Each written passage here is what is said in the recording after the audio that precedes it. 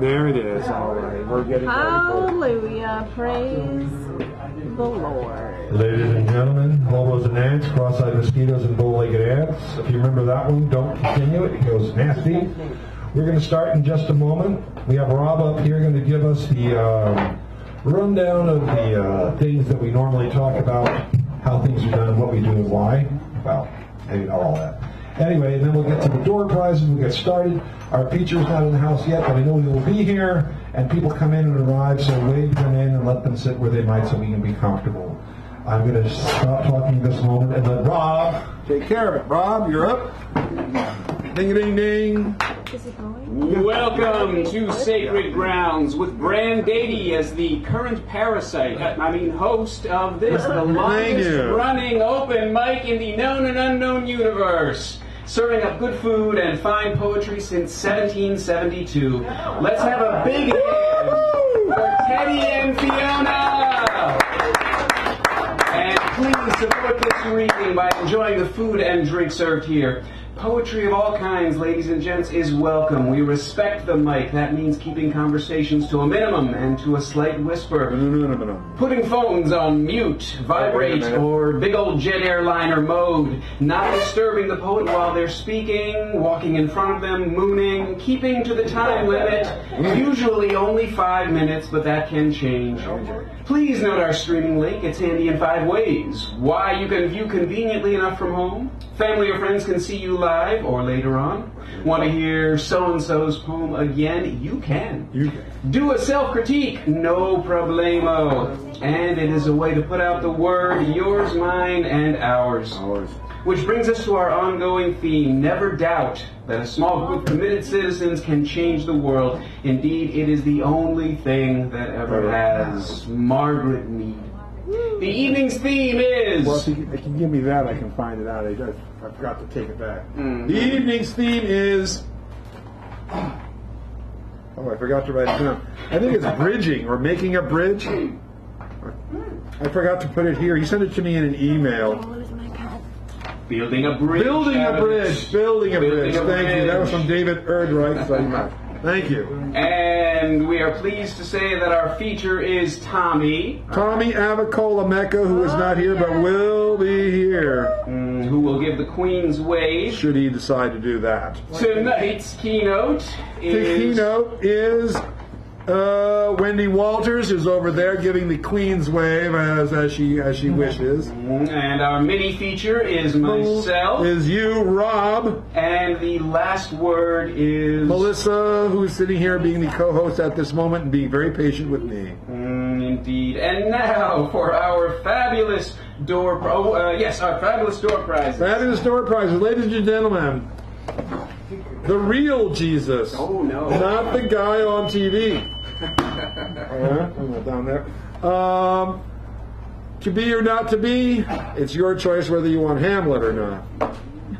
Why is it Hamlet, not Baconlet? I don't know. D.H. Lawrence's Lady Chatterley's Lover. It's a classic. Yes.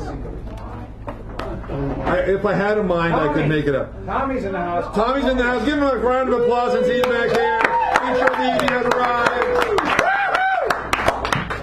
Endless Echoes by Cynthia Good. Now, I knew this person, but I don't know if this is when she was in her blue mood.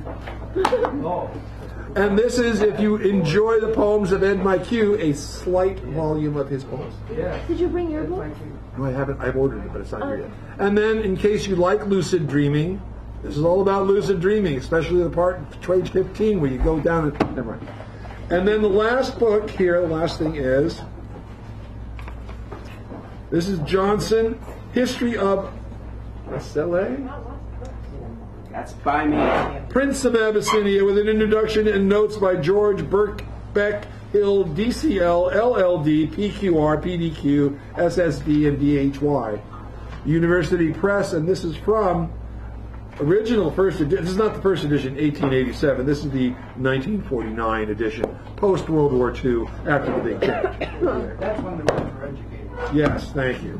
And if you wish to record someone, ask permission. We will assume that you have done so, should any of us notice recordings being made. Thank you. Give him a round of applause for doing that. The man is a charged individual. And we appreciate that. We appreciate this opportunity to swerve. And now, let me kick this wire out of the way and perhaps disconnect things. I didn't. We will have our keynote of the evening come forward. Please welcome Miss Wendy Walters to the microphone. She'll be coming back to the open as is wont with that process. How did you remember it was building a bridge? How did you remember that? I didn't really. I just popped into my mind. Well, there, the Spirit moves us, and we are moved by the Spirit, and that's about as far as I'll go with that. The infrastructure, just that the bridge broke already. Yes, I think I was actually doing an old Monty Python quote, to tell the truth. Oh. Build a bridge out of it. We got to get fish slap. All right. And Is this? yeah, you're in. I just want to get really close to her. Close in. Is this good? Yes, that's it. Okay. All right. You're good to go. Okay. So I decided, being Valentine's Day, that I would do the keynote about love. But it's not just about romantic love. It's about all kinds of love. So there's family love, storge. There's romantic love, eros. Brotherly, platonic, spiritual love, philia, and transcendental, agape love. Actually, I guess brotherly love is sort of between romantic love and agape. So, I'm going to start off with just a few favorite quotes. This is from F. Scott Fitzgerald. There are all kinds of love in this world, but never the same love twice. And then one of my favorites was, I think it's Helen Keller.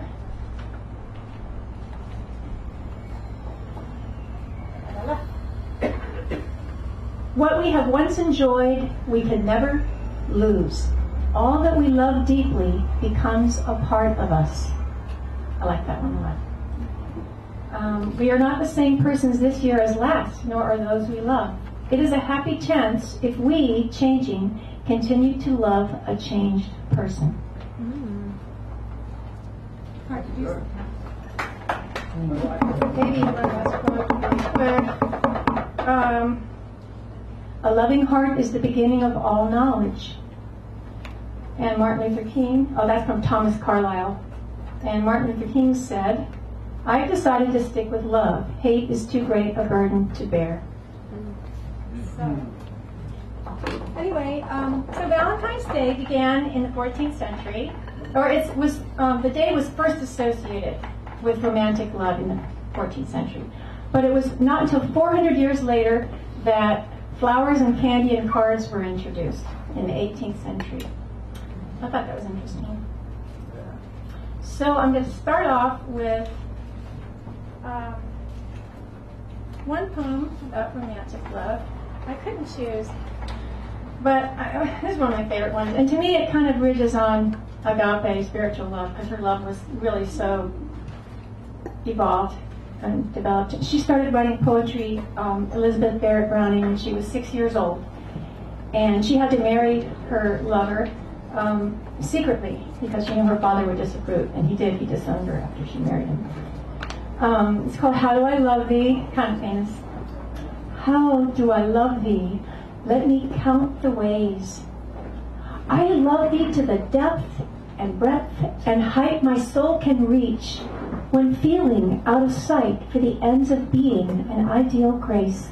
I love thee to the level of every day's most quiet need, by sun and candlelight. I love thee freely as men strive for right. I love thee purely as they turn from praise.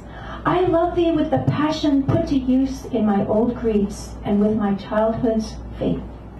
I love thee with a love I seemed to lose with my lost saints.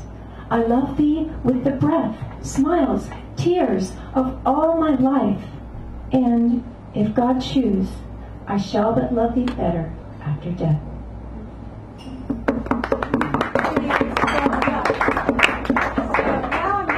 To brotherly love, and found out that the poet that was attributed as the author for so many years was not the real poet.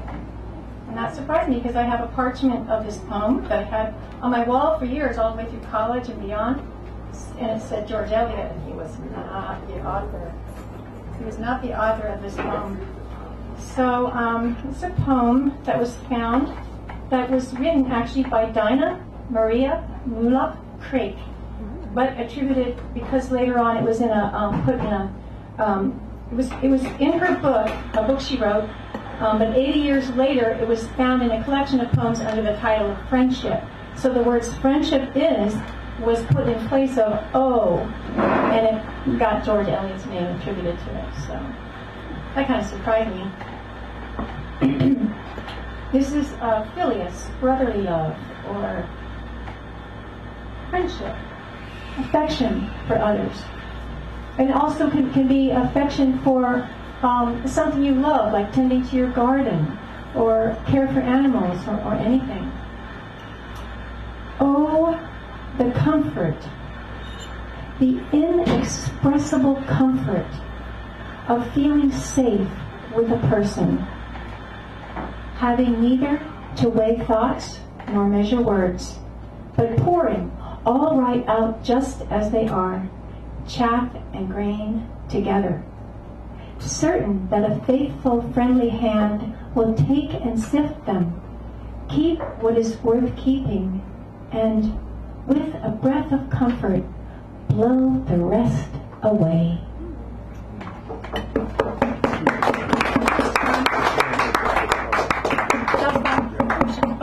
I got past my 5 minutes, I'm being told. So I'm going to share something else during my time that came up about the big love. Give her a round of hands, please. Wendy Walters, Keynote. And she will be taking this, which, if you read something by somebody else, that's the attribution sheet, so you can write down who it was and why and where and what and like. So I will not always attribute the poems to Lord Hawtrey on the Deaf Aid singing E-flat major's cantata to the blues artists of the 14th century. Thank you. Yes. And now someone who hasn't been here in a while, Evie. Evie, we're up to you, my dear.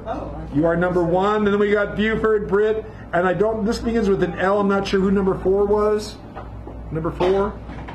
I can't. I don't know. Nope, I have no clue. And then Owen, Stephanie, Tommy, Wendy, John, Medulla Oblongata, that's me.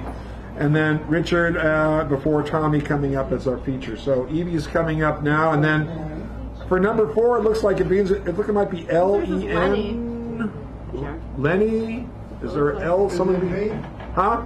Maybe I scribbled. Oh, is this you? That's me. Oh yeah. Oh, we got you. All right, we know. All right. Well, you're not now, but I just wanted to make sure I knew who it was because I couldn't tell. You know how I am. Oh, I got you. Oh, yes, you're right there. That was my Babylonian. Yeah. It's all right. Very good. Very good, very good. So tell me again when it's Yeah, I will give you. Okay. I will give you an is indication. there a way, Dan, that I could say? Oh yeah. No. Oh, yeah. Okay, hold on a second.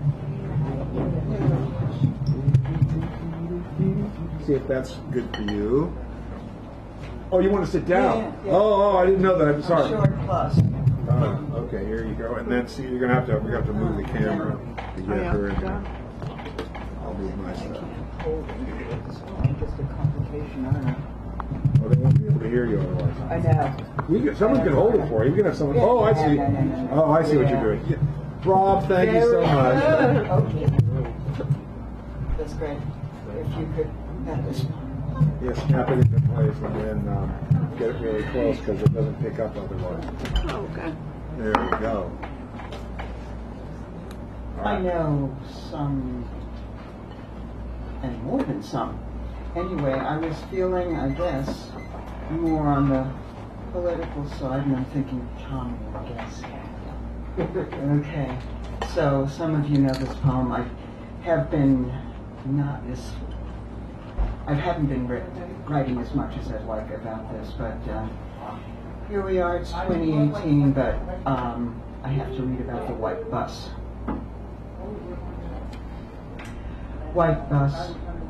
One night we saw a white bus, plain white, First, we thought it was a tour bus for the sinister. Next, we thought it was a limo. We wondered why there was no lettering on the bus. We stopped talking about it. White bus. We meet at night. A few days later, we notice that there are more than one. We saw the buses drive down Van Ness Street, their profiles in white, limos for certain. It made us sad. White bus. You could say that there were more and more. White bus. They paint the bus lanes red. I just have to say they are blood. I'm not making this up, are you? White bus. White bus. Let's wait around the corner while the white coffins pass. White bus. Let's say you need to go somewhere. You wait too long. Those white buses won't say hello to you. White bus. What if it were seen spotting the buses? White bus. Bus cuddled up beside red curb. Penalty, $1. You pay $271. White bus. White bus passes construction site exposed. White bus. You are trampling my nights. All I wanted was quiet. You've burned the city. Can you tell us why? Some fled. White bus. Preferred. Said so on the side. Sidled up beside me. White bus. Sometimes clouded in silver. I saw you make a left onto a one-way toward the opera. Really? White bus. That would look great on my dining room table, she said, ascending the steps. White bus. Then there was the matter of the wheelchair, the lift sleep for the outsider. White bus, the first ever a sphere of dust and ice. White bus, the tall actress in the courtyard smoking a cigarette in the mist, wet bricks. Yes, white bus somewhere. White bus, we meet again and know there is no city. We see them pass down Van Ness Street. The buses look at us. White bus, the jackhammers are speaking, a life lived beside itself, renting the cream of housing, the tasty housing sprinkled with chocolate chips, calling for the white bus. Please wait. White bus. I sneak through their neighborhood. Wait a minute, this is my neighborhood. Micro apartments, they come uninvited. They are not ours, never will be. Prices ignore me. Have I died already? White bus, they insinuate themselves, build neck cafes, diners close, buildings burn down, rebuilt for the new ones, below market rate housing smirks. White bus, we are hungry. White bus, we are crossing the Bay Bridge. What is that? I mean, really, is that building in the bay? No, they live here. The white bus receives skinny jean techies, Soma by the bay, take jobs away, take homes, strands of housing, find them in the hands of speculators. Let's take this exit. White bus? Oh joy, the white buses are throwing a party, so many of them. They now have names. The Haight, Noe Valley, the Marina, names you can dance to. The drivers, I hear in a whisper. Wages below water level. I was not invited either.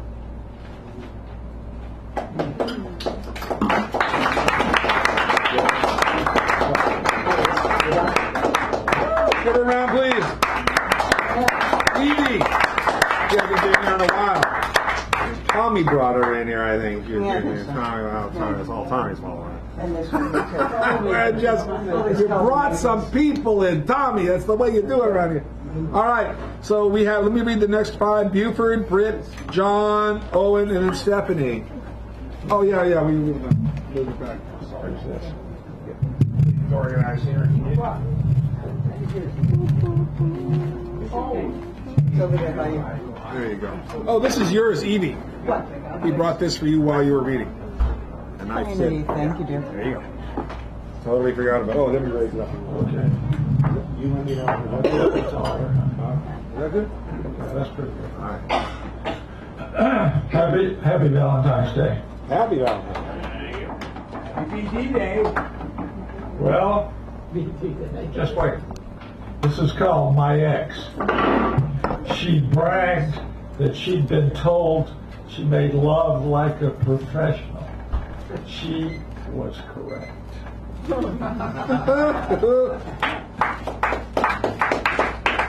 Kind of, I like that. You like that? Yeah. A little cocky, huh? Yeah. Ooh. No, that wasn't bad. Well, you know. I can't take it back. Oh, yeah. You're right. Thank you. Okay, this one's about another kind of love. This is called Baseball Guys. My father was out of town a lot working and often couldn't get to my baseball games. So when he made a game one night when I pitched well, I was ecstatic. It was so damned hot, even at night in the summer in Mobile, Alabama, and I needed lots of encouragement. I was sort of a second-run pitcher, but I loved doing it. So when he made it to my games, it was important. There, at 16 years old, I was an above-average student, but the baseball was essential to my spirit. So important to me because my father supported my also younger brother more because he was very good, a perennial all-star. And I had some talent, particularly had a curveball, but I was not as good as Brother Mike. So when I pitched well that night and my father clapped and smiled, it made the evening that much more successful. Thank you. I did, while Britt comes up here, he's the next, when I did the door prizes, I forgot the cards. Choosing next week's theme is one of the door prizes. Being the co-pilot is also a door prize. The last word, which she will be also doing, is a door prize. That means you kick open the second half and close the second half. The keynote, which is what Wendy did, and the mini feature, which tonight is Rob, who you will see later on, holding fourth or fifth, depending on what his favorite is. Sorry Can I about ask you a that. question No. before I do? I don't want to be rude. Is this a comedy? Yes, well, it's mostly poetry, but I just don't want to. Okay. no, but you can. I am. I just don't want to offend anybody. Like, I just No, it's all right. Offensive jokes, and I just walked in. I hope I didn't offended. Okay, all right. No, if you can offend us, that'll be recommended. Okay. But you have your thanks. yeah, Okay. you have your 5 minutes, so whatever you like. Yes, I Okay, just because we have want to be musicians and other people of Good. I've never ill been repute so coming through here all the time. Thank you. You're welcome. No, you're welcome. We should have said that. And now, give him a round of applause, please. He's up here after my interruptions and Our nightmare. Running the Iditarod without a paddle, dog, or sled. Have to get to Nome before Election Day. So very goddamn important. How can we live without a commander-in-chief? Or a dog? Or a paddle? Or a sled? 2. Who is this guy? Is he J. Edgar Hoover? Is he Wisconsin Joe? Is he Father Coughlin? Is he Walter Winchell? That's it, he's Walter Winchell. Mr. and Mrs. America and all the ships at sea. The latest scoop, the latest scam. Tossing Twitter bombs at 3 a.m. A waving of small hands. The blithering insomniac. 3. The man in the long red tie thinks he is a boss. Thought he was a player. Thinks he is a wolf who could blow the house down. Con man, stale fascist, thinks he can count. Has just created another tax deduction for his fabled fortune. Has a few deals on the side. Wants to obtain the Brooklyn Bridge and paint it white.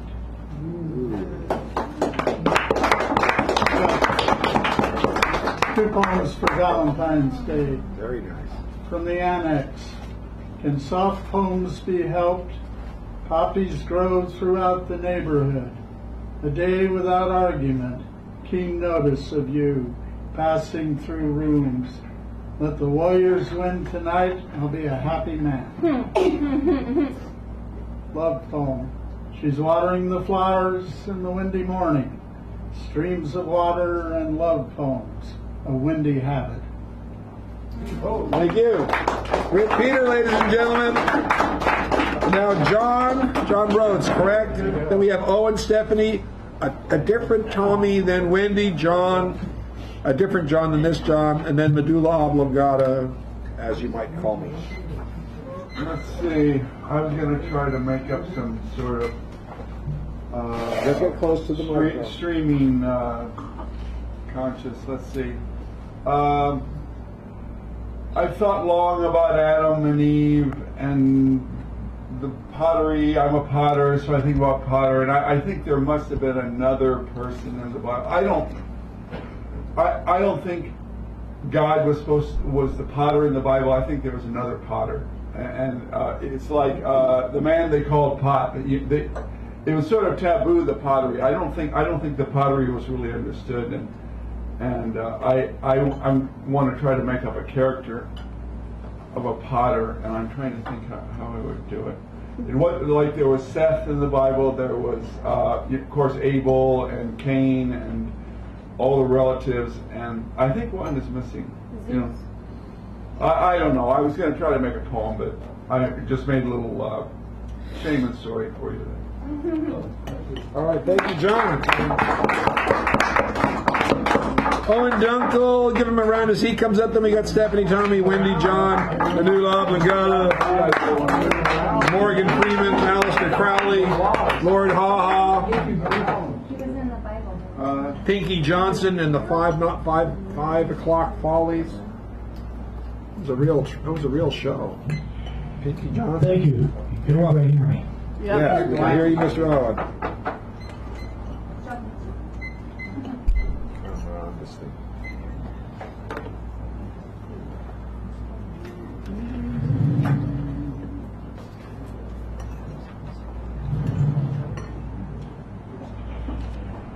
Mad Rose Men.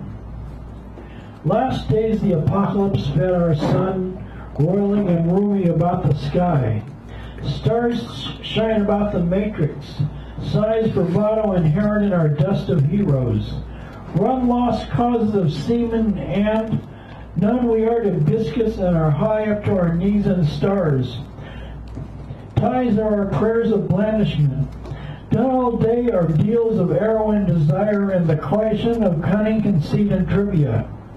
Deceit all sire the horses of raindrops running down. Lilacs, orchids, roses be our ways and important means. Seed.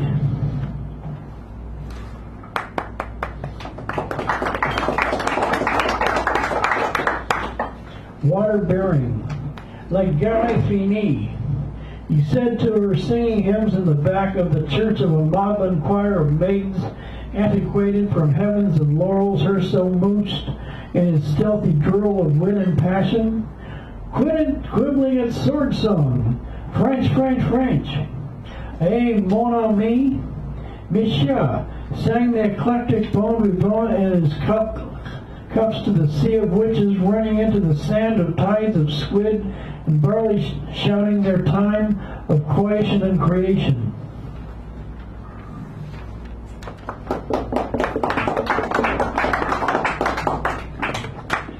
Fountainhead, black-eye metaphor.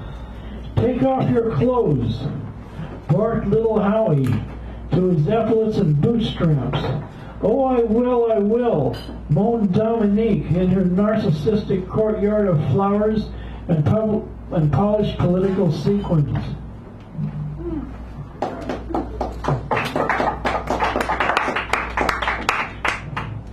Lakeside madness. Looking at myself through seaweed mirrors, myself not at me but through me, Coloma with her throbbing veiled breasts, anapestic beasts of onions and omens of all available outcry.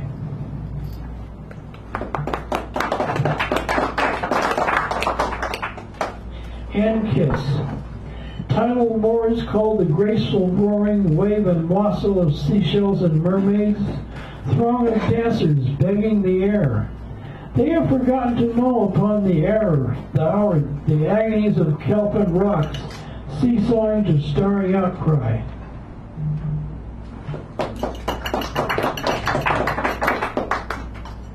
Doors ajar. Willow's pipes search the wide aperture of being. Widow's penance of very abstruse wisdom.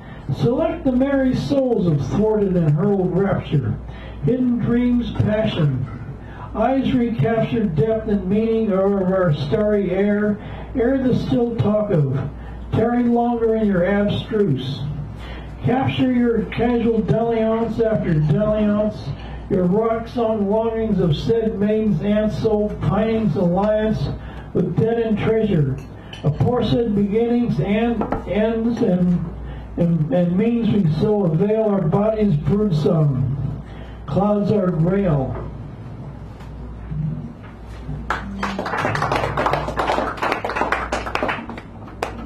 Put out. France fell, sang the bell tide of the soft waves, telling of morrows of promise put before loves and sorrow understood, sang the church.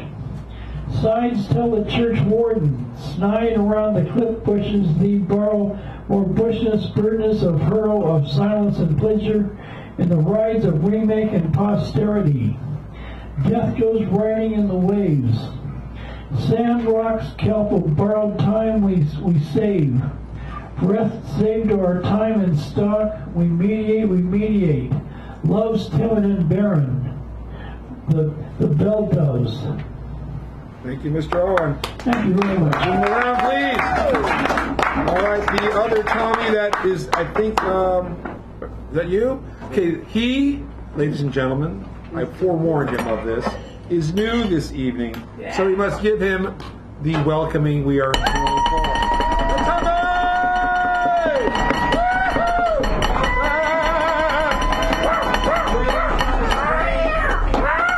Raised.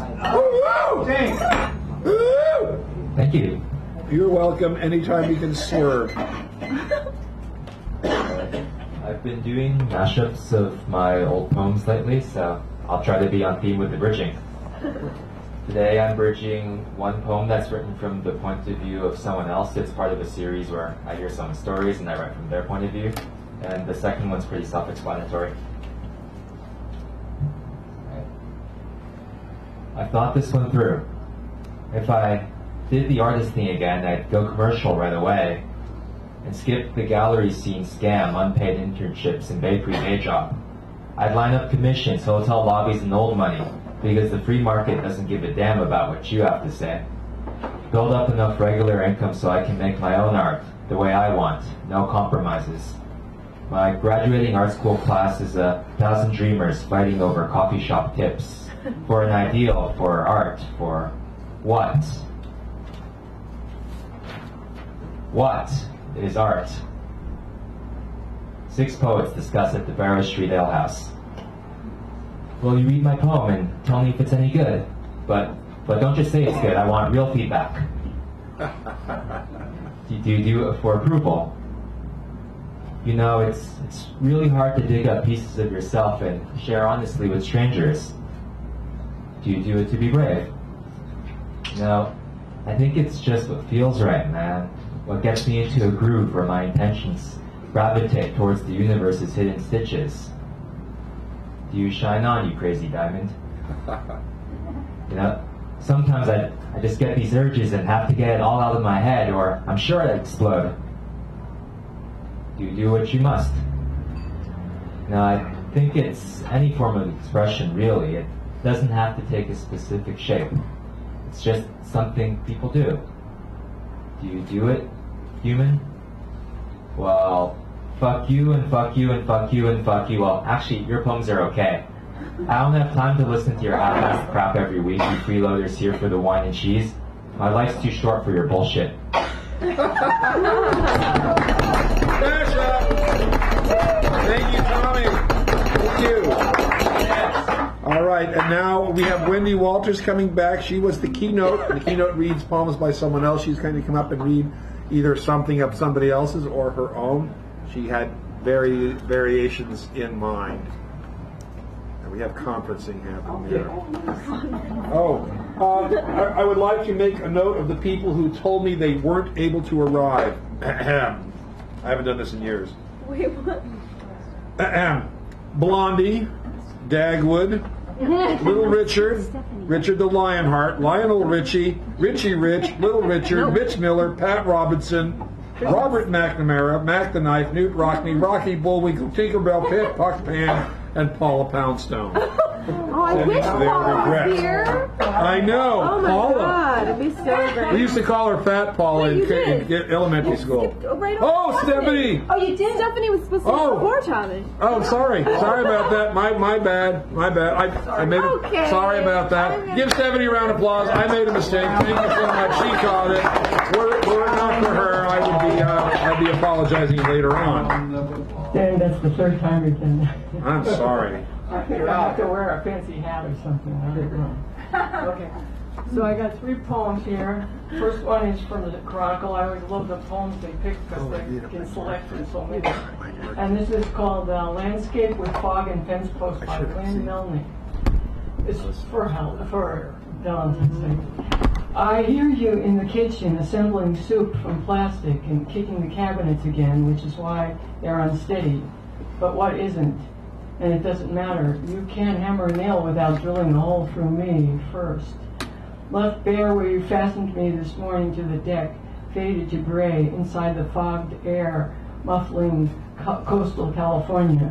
I'm tied to the redwood of the fence post, but I'm done with begging, naked, because this is only a blip in a lifetime of skin. Cold. I bump up and try to think about things other than cold. Like how you once lit my hair on fire, and I watched it in the periphery, alike to my scalp, before I realized I knew a way to stop it.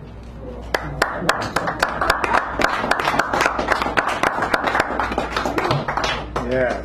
And then, so I've been resorting to form because it helps me kickstart. So the first poem is haiku. How to get to me? You comment on my leggings? I'm not that easy. And then I did a song. On the train, I was going through Sassoon Marsh, and it goes like this. Sassoon, in all my dismal days, the valley of the broken-hearted shell, to leave across the wide marshland watery haze, escape from virtue's triumph over hell. The train rolls on and takes me from lust. Lost loves parade from rocks to ocean's wake. I dream me tall, pillar of salt and dust, arise from pain to power peaceful ways I take. Can I be stolen unto mine own eyes to steal the course of life's ancestral curse? I sail the 7 seas avoiding lies that would my mind abuse to make life worse. A fool's remorse I lecture to myself, believing syntax chosen to hurt myself. Whoa. Stephanie Mammy.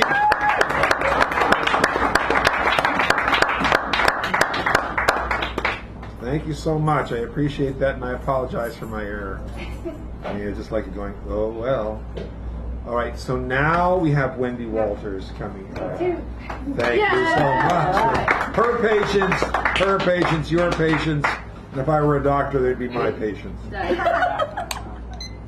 So anyway, I wanted to do the big love, agape, spiritual love, transcendental love. And so I think, to be sure I don't run out of time to do this, I want to attempt to sing a song that friends of ours used to walk through Golden Gate Park. I hadn't moved here yet, but 70s and 80s and on. Every Thursday. Storytelling, singing songs, dances of universal peace, poetry, all that, and then a spiritual talk. And anyway, so I tried to find the author, and I don't know who the author is, so when I find out, I'll let you know. I don't think it was anonymous, but it may have been. So, and if Dan wasn't on, I'm going to try to sing along with her because you haven't hopefully I won't rehearsed go this. too high or too low. Spread love throughout the universe. Let it flow. Let it be free. Sow love wherever you traverse. It will be your company. No love won't let you down. Show love, it's all around. Spread love throughout the universe. Let it flow, let it be free. If you can picture 500 people walking through the park singing that song. Okay, and then when I was in college, I really got into Thoreau's nature poetry, and so I thought I'd read one of Thoreau's poems that I really like, called The Inward Morning. And so anyway, for me, I'm still trying to get a sense of like agape love, brotherly love, and they all overlap to me because I think big love surrounds them all and kind of makes them all possible. But anyway, so something that Aristotle said that brotherly love is. I thought this is really interesting. It's not that philia is not just like love for your brother and your family or love for a friend. It's also love for what is of practical use, love for what is pleasing, and love for the good. And that's where I think of, love for nature, love for beauty, love for goodness, love for justice, love for kindness, all of these things. So anyway. Okay. So this is Henry David Thoreau. The Inward Morning. Packed in my mind lie all the clothes which outward nature wears, and in its fashions hourly change, it all things else repairs. In vain I look for change abroad, and can no difference find, till some new ray of peace, uncalled, illumes my inmost mind. What is it gilds the trees and clouds, and paints the heavens so gay, but yonder fast abiding light with its unchanging ray? Lo, when the sun streams through the wood upon a winter's morn, where his silent beams intrude, the murky night is gone. How could the patient pine have known the morning breeze would come, or humble flowers anticipate the insects' noonday hum? Till the new light with morning cheer from far streamed through the aisles, and nimbly told the forest trees for many stretching miles?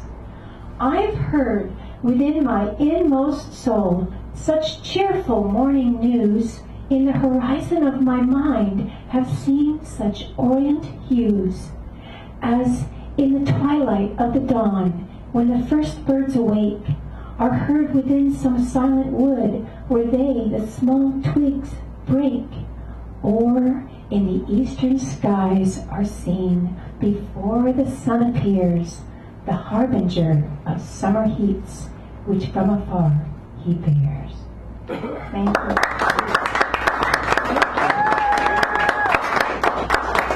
And again, I'm going to give her this for the attributions, and she'll bring it to you, Stephanie, because you have that also. All right. Thank you. And John with a initial R, R-A-D, John.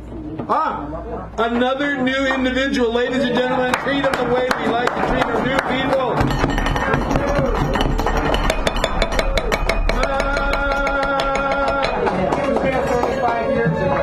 Oh, well, 35 years. You were here 35 years ago? What? You said you were here 35 years ago. Yeah. Okay, don't do that then. Because, you know. It's irregular. It's irregular, yeah. So well, I call them irregular. They come every once in a while. All right, so I want to thank Richard and Tommy for getting me over here.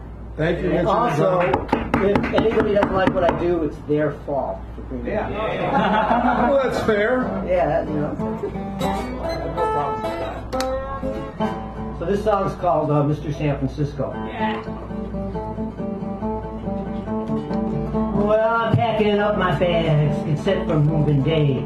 I gotta go and find me a cheaper place to stay. I know the rents are keep on rising, and it's more than I can pay. Well, I might be better off if I just move across the bay. And if I do, I'll use the bridge, alright?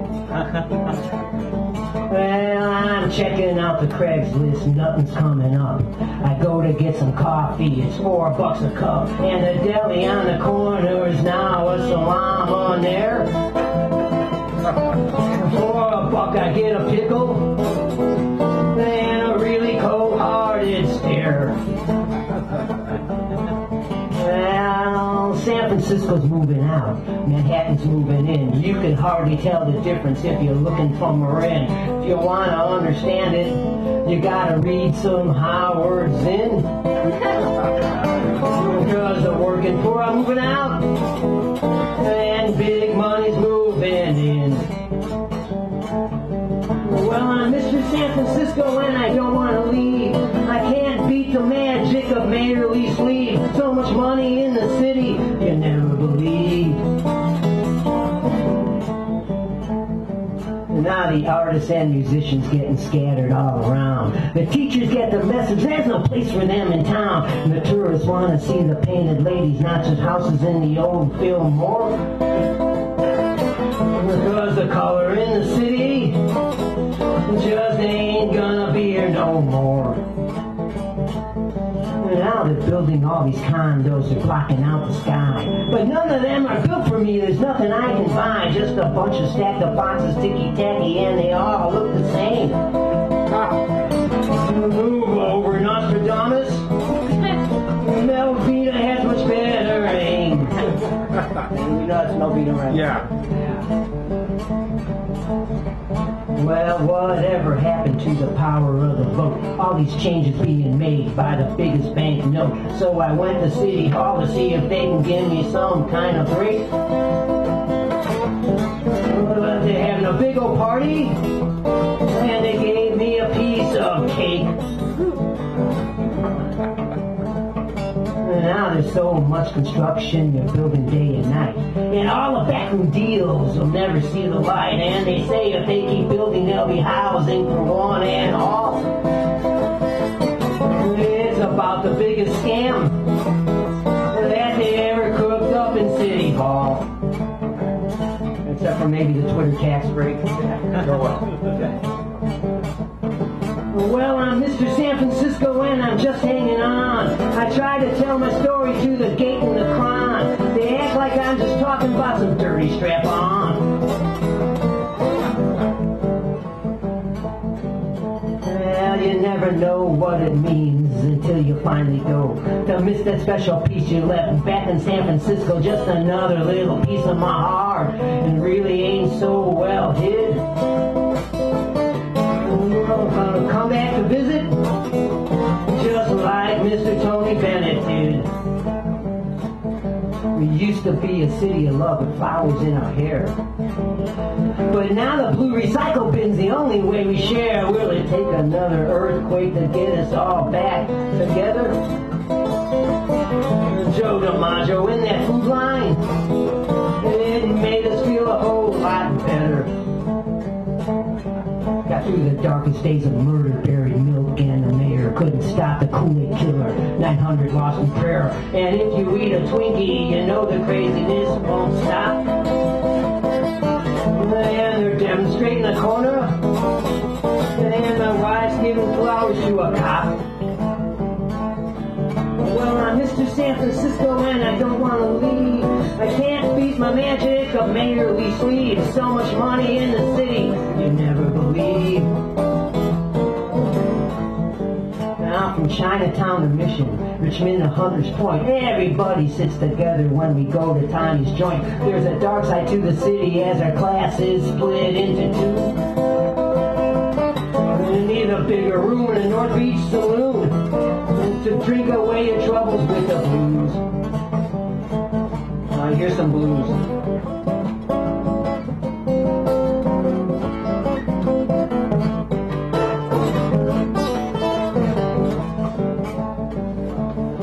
We got this rainbow of love from Castro to the ferries. We won the Super Bowl, we won the World Series, and we partied all night in the street and went home happy for our glory and our fame. But too many had no home to go to, and that's our city's biggest shame.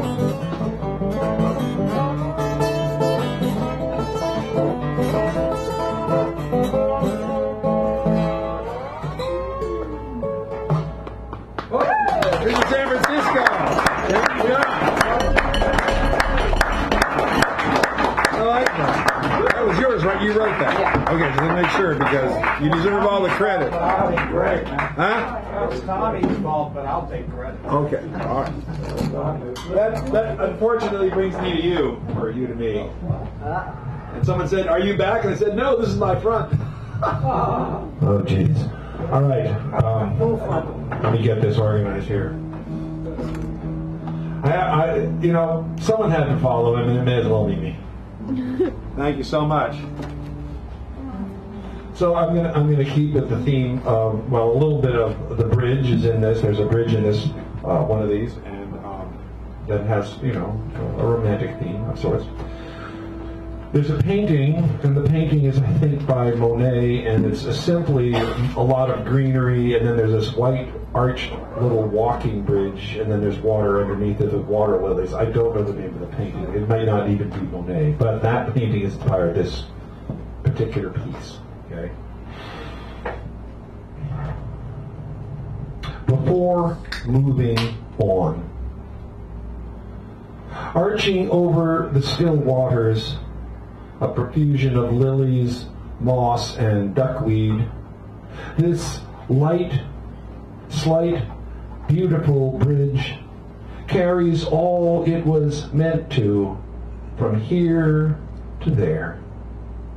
Not being what we were when we started on, nor yet being what we will be after we cross, now in between, near mid-span, knowing time will never be as one might plan, and that your course will ever move you on again. One reflects, but not upon the common sights, rather to those moments of long past when friends, lovers, and choices all come to mind. To which of those memories would you be blind? Upon which do you dearly linger? At which do you move but a hand or finger? In reverie do you not close your simple eyes, letting light and shadow play on their lids? Spare of nothing these friendly beams, contrast deep eternity with one's simple dreams. How then the mind must reel, as it really must, to take in such store which shadows all else as dust. And how then the heart must muse, sing as it must, for that love which, abiding forever, is held in trust.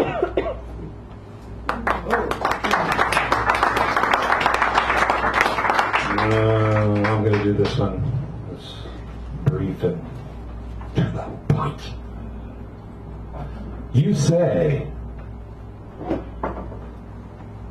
You say you are searching, that you cannot find it. You say you are lost. Listen, grasshopper, love is not a battleground where the bleeding losers are left strewn about to beckon for death's welcoming rap, longing for a final gentle word or touch from God. And I do not serve the angels. They have just about everything they need by now. As for you, aching in mind, body, or soul, who have that acquired taste for love, the thirst that seemingly draws one out of one's mind, I'll tell you what, you can find it simply enough. Go, give nourishment to all tender beings. Feed every wide mouth. Quench all thirst for love, and love as you would be loved, right where you are. Let your happiness wander no more, no matter where you go, and so be requited. Let your beautiful lips and supple, passionate flesh open sweetly to all the love you can imagine. Yield to its want and disseminate all those vital gifts you have upon this magnificent world of ours.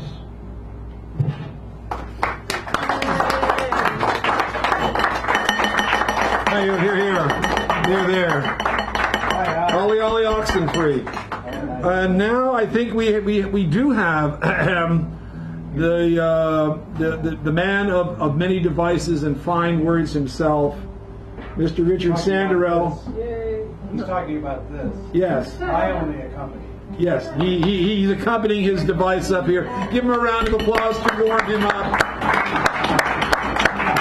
And then I'll be introducing our feature of the evening and making this thing pause so that we'll have a complete video clip of him. Anybody remember the Twilight Zone where the dummy was... Yeah. Yes. I remember that one. All right. Bison. Golden Gate Park holds prisoners, bison, offspring of the ancestors, as we hold native people of Turtle Island on the res. Believe me, this is no metaphor. Ceremonies held, even the naming ceremony, but these prayers do not improve the situation of their depression. Two-legged watch. Ooh, yeah, buffalo. Look, boys and girls, see how they run? Except it's a small sprint since there's little room for full runs, something free bisons know. Two-legged are used to everything imprisoned, including themselves. The bison look at the two-legged, wonder who made them so cruel, why these two-legged think they are compassionate. Sad about these weak-brained, little-hearted humans. They are called bison, don't call them buffalo, because they've never been buffaloed. Only the two-legged are.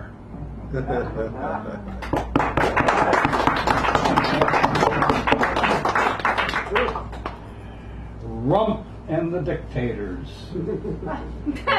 Rump never met a dictator he didn't like unless it's one who challenges him. Dictators around our discs' ears perk up when they hear Rump speak. He speaks their language.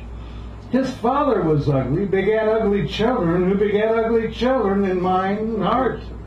Ugly begets ugly. Junior may be the ugliest of them all. Little in intelligence and education, proved by his pronouncements, explains lacking heart, just like daddy's. Swat those hands away. They're probably cold, clammy. Wife doesn't even want to be seen with this rump. Maybe it's the money. My favorite character, Lucifer, laughs at what's going on to the and excuse me. My favorite character, Lucifer, laughs as if he's going to the bank. Trump is becoming his favorite comic. Something to be laughed at, not with. Lucifer waits in glee, anticipation in meeting Rump.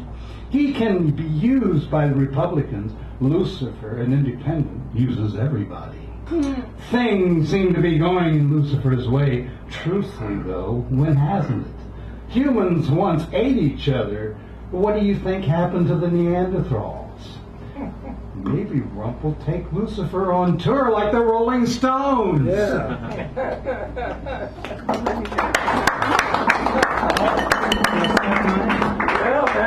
Yes, you have a minute. No, just do it. Then we'll take care of our features. Just, you know. We have other stuff.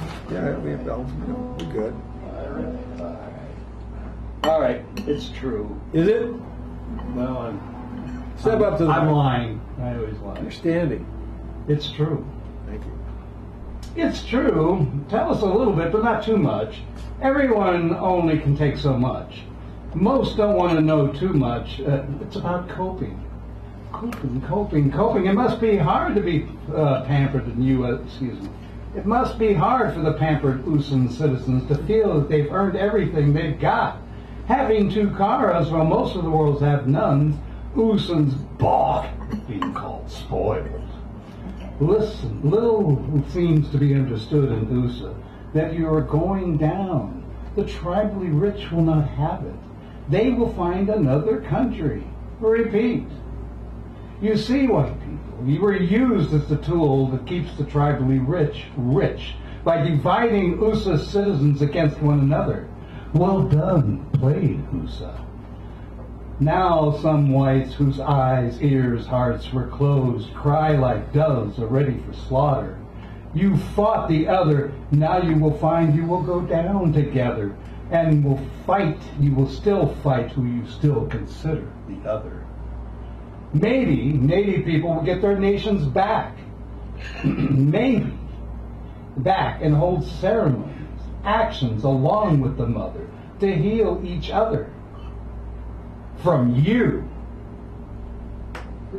There we go. Thank you. Good Sandra.